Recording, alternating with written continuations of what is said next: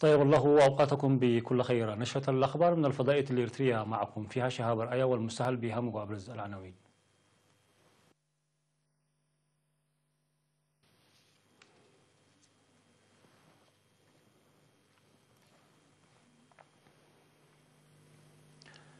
افتتاح مهرجان الشباب الثامن وتخريج الدفعة 31 للخدمة الوطنية. فخامة الرئيس السياسي الأفورقي يؤكد على عمل الشعبين الإريتري والأثيوبي لإعادة الفرص المهدرة. فخامة الرئيس يقدم جائزتي الساوى والابتكار والاختراع. مي تشيد بأمريكا وترامب يشكك في خطتها. قتلى ومصابين في انفجار بمصنع كيماويات في الصين، والبحث عن ناجين بعد انهيار أرضي بأفغانستان.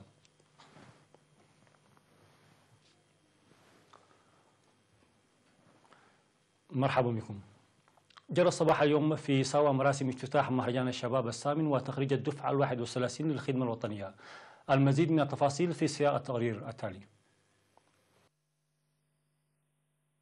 افتتح اليوم 16 من يوليو بالمركز الوطني للتعليم والتأهيل بساوى مهرجان الشباب الوطني الثامن وتخرج الدفعة 31 للخدمة الوطنية تحت شعار الشباب طاقة التطور المستدام. وقال الرئيس السياسي الأفورقي في المناسبة التي حضرها الوزراء وقادة الجيش وحكام الأقاليم وكبار مسؤولي الجبهة الشعبية للديمقراطية والعدالة والاتحادات الوطنية وآلاف المواطنين من الداخل والمهجر، قال أن تخرج الدفعة 31 تعتبر استثنائية لكونها جرت في الوقت الذي جدد فيه شعبي إريتريا وإثيوبيا الاحتفال باستقلالهما وتحديث عباءة التاريخ والسير معا بسعادة وشجاعة للرخاء والاستقرار المشترك. وأوضح بأن انتصار خريجي الدفعة 31 والدورة 9 لمركز التأهيل المهني لا بد منه إذا عملوا بعقل مفتوح وتفان وتصهير المعرفة والعلم، مشيرا إلى أنه سيتوجه يوم غد 14 من يوليو الجاري إلى أديس أبابا حاملا كلمة الشعب.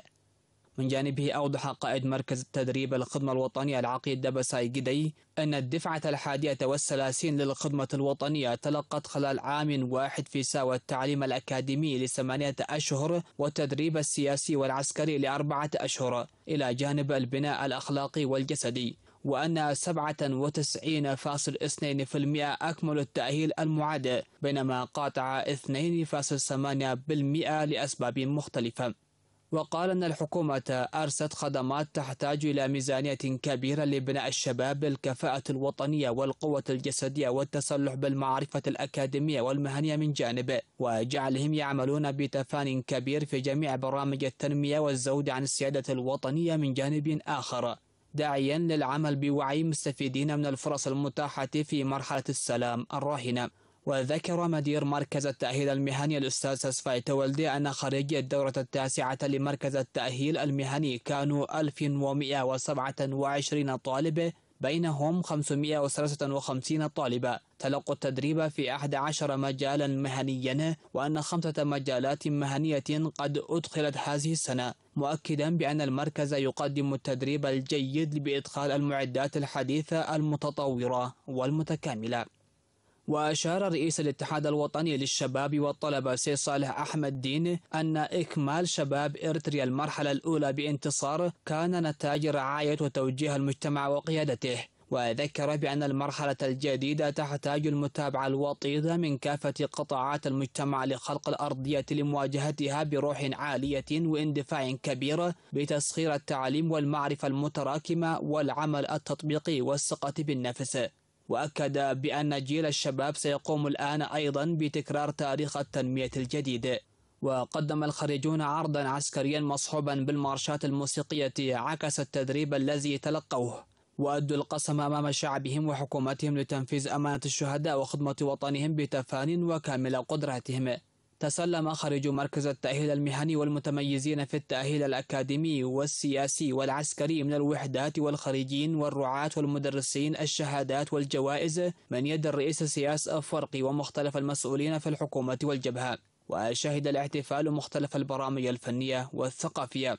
هذا وسيستمر مهرجان الشباب الوطني الثامن حتى يوم 15 من يوليو الجاري ببرامج عروض الصور والبازار والابتكار والاختراع والمناشط الثقافية والفنية.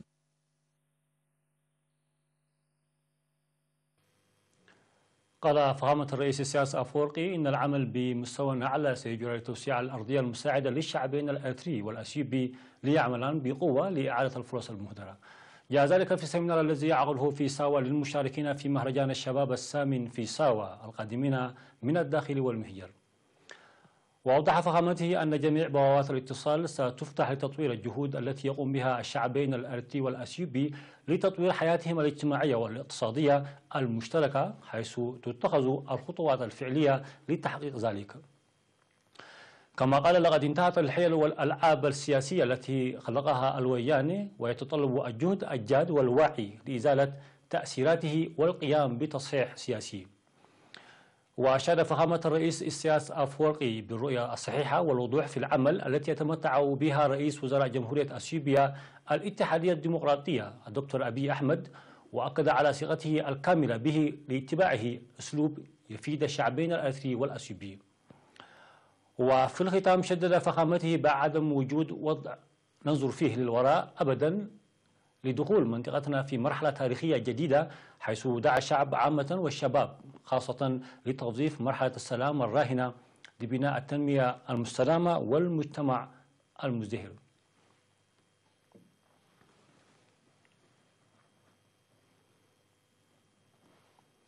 قدم الرئيس السياسي أفورقي أمس 12 من يوليو في المركز الوطني للتعليم والتدريب بساوا قدم جائزتي ساوا والابتكار والاختراع. وقدمت الجائزة للناشطين في الابتكار والاختراع المنضوين في 12 فريقا و130 من الشباب القادمين من المهجر الذين أكملوا التعليم الثانوي بنجاح. وتهدف جائزة ساوا لتشجيع الشباب المولودين والناشئين بالمهجر للاهتمام باكتساب التعليم والمهن وتعزيز روابطهم بوطنهم، بينما تهدف جائزة الابتكار والاختراع لتشجيع أنشطة التصنيع والابتكار التي يقوم بها الشباب وتحميلهم مسؤولية جعلهم بناء الوطن وتطويره المستقبلي.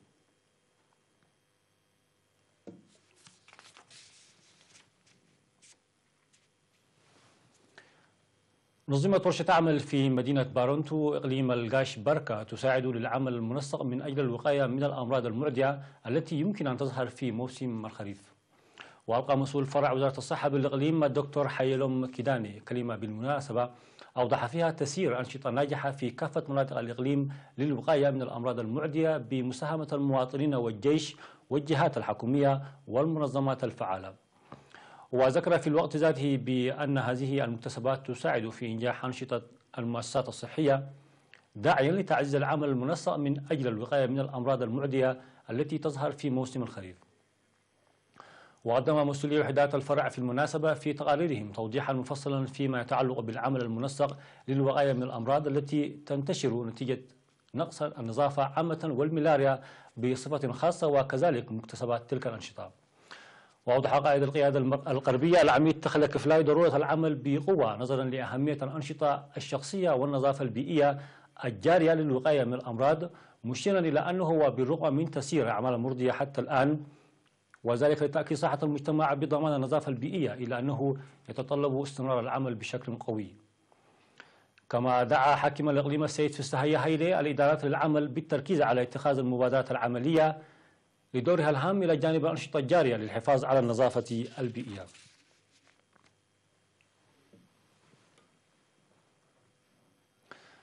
تلقت 25 امرأة في مديرية علي القاش دورة تدريبية ل3 أشهر حول تصفيف الشعر. وقال مسؤول الشؤون السياسية والتنظيمية في الاتحاد الوطني للشباب والطلبة بإقليم القاش بركة السيد ماريقوس غرماتيون إن الهدف من الدورة التدريبية هو رفع قدرات المرأة.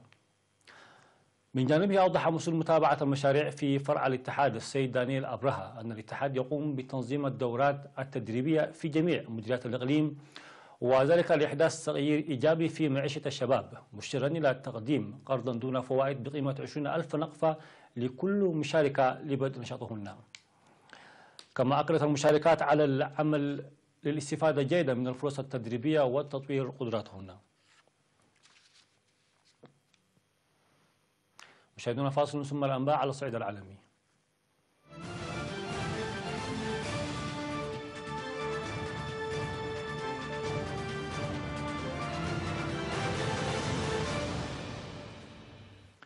أشارت رئيسة الوزراء البريطانية تيريزا ماي بقوة الرابط العابر للمحيط الأطلسي، ورأت فيه فرصة غير مسبوقة لإبرام اتفاق تجارة حرة مع واشنطن بعد خروج بريطانيا من الاتحاد الأوروبي، وذلك خلال زيارة الرئيس الأمريكي دونالد ترامب إلى المملكة المتحدة. وخلال ترحيبها بترامب وزوجته ميلانيا في حفل عشاء في بلينهايم قرب أوكسفورد حضره وزراء كبار ونحو 100 رئيس تنفيذي من شركات، أشارت ماي بالصداقة بين الحليفين الوثيقين، متجاهلة تعليقات ترامب بأنه ذاهب إلى بقعة ساخنة في ظل الاضطرابات التي تشهدها بريطانيا بسبب الانسحاب من التكتل الأوروبي. ولطالما كان ترامب مؤيدا لانسحاب بريطانيا من الاتحاد، وعبر عن تأييده لإبرام اتفاق شامل للتجارة مع بريطانيا بعد انسحابها من التكتل، وهو أمر يعتبره أنصار الانسحاب واحدا من أهم منافع الخروج. وخارج قصر بلينهايم قرب أوكسفورد إلى الشمال الغربي من لندن اصطفى ألفا متظاهر على الطريق وأطلقوا صيحات الاستهجان قبل وصول ترامب خلال احتجاج تتوقع الشرطة أن يجري تنظيمه خلال زيارته التي تستغرق 4 أيام.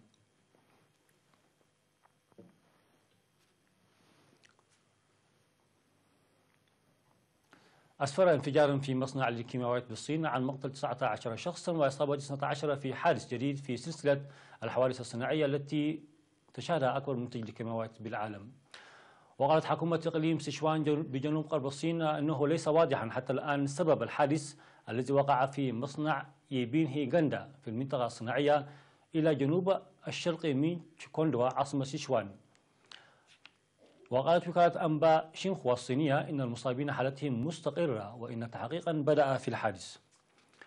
وبدأت الصين إجراءات لتحسين السلامة في قطاع الصناعة، وكثفت عمليات التفتيش العام الماضي بعد سلسلة من الحوادث في مناجم الفحم ومصانع الكيماويات. وفي سياق متصل كافح رجال الإطفاء حريقا اندلع إثر انفجار في مصنع الكيماويات خارج مطار القاهرة. وأكد التقارير أن 12 شخصا أصيبوا في الانفجار الذي قال المتحدث العسكري إنه نجم عن ارتفاع درجات الحرارة.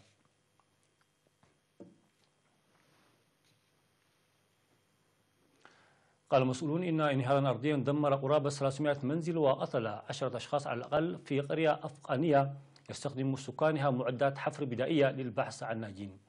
وأضاف المسؤولون أن طائرتي هليكوبتر تحملان فريق إنقاذ ومساعدات طارئة توجهتا إلى إقليم بانجشير حيث وقعت الكارثة.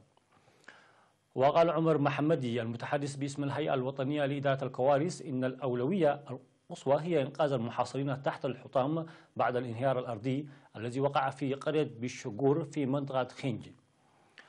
وقال مكتب الرئيس أشرف غني في بيان إن الرئيس أصدر أوامره حيث يشارك في قمة حلف الشمال الأطلسي بتقديم المساعدة اللازمة للضحايا.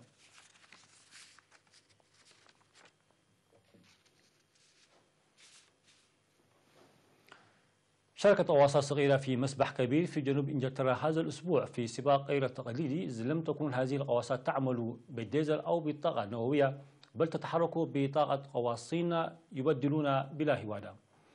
سباق الغواصات الأوروبية الدولية الذي يقام كل عامين هو الرابع هذا العام، وتستضيفه مدينة جوسبورت، وتتنافس به فرق من طلبة الجامعات لبناء وقيادة الغواصة في مزيج بين الرياضة والهندسة.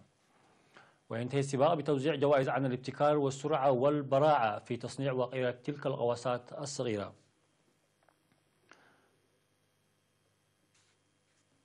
نهاية النشرة، شكرا لكم على حسن المتابعة.